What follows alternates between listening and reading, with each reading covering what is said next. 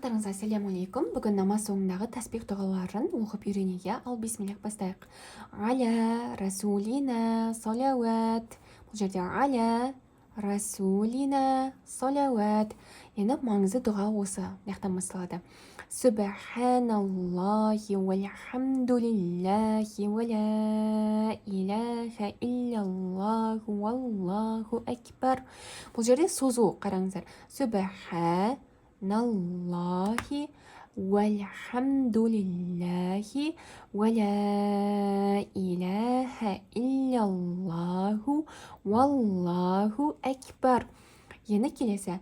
ولا حول ولا قوة إلا بالله العلي العظيم.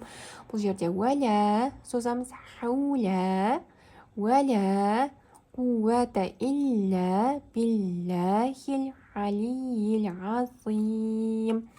енді келесі тәсбихтардамыз ғой. 33 рет субханаллах дейміз. субханаллах, Альхамдулиллах, Альхамдулиллах, Аллаху акбар, Аллаху акбар. Енді келесі дұға намаз соңында айтылатын. Ла илаха иллаллаху вахдаху ла шарика лах. Мына осы жерде тоқтасақ болады дем жетпегенде. Ал Құран оқыған кезде дем жетпеген кезде тоқтап алдыңғы сөзді қайтадан бастап іліп кету керек та. Ал бұл жерде тоқтасақ болады. Бұл жай ғана дұғалар. Лях деп тоқтадық қой. Лахул мульку ва лахул хамду ва хуа аля кулли шайин қадир. Мына осы жерге дейін айтылады намазда дұға.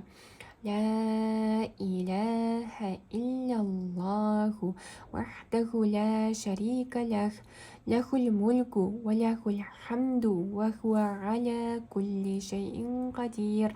Кейбір хадисте айтылады, осы дұғаны оқыса адам күндіз таңертең 100 рет оқыса, Аллах тағала 100 сауап жазады, 100 күнәсін кешіреді деген хадистер де бар пайғамбарымыз саллаллаху алейхи уассаламнан. Сондықтан осы дұғаны дұрыстап үйреніп алуды сіздерге кеңес беремін. Ал мына жері негізінен көп айтылмайды, бірақ сіздер үшін оқып кетейін. Субхана робби әл-алийил ә'ләл ваххаб. Бұл жерді негізі көп айта бермейін. Наға дейін жаттап алсаңыздар болды. Және тәсбихте осы басты 3 тәсбихте айтылатын сөздер жаттап алсаңыздар болды. Барлықтарыңызға ассаляму алейкум. Каналға тіркеліп лайк басуды және достарыңызға жіберуді ұмытпаңыздар. Құран оқып үйреніңіздер және де басқалардың да үйренуіне себепші болыңыздар. Сау болыңыздар. Ассаляму алейкум.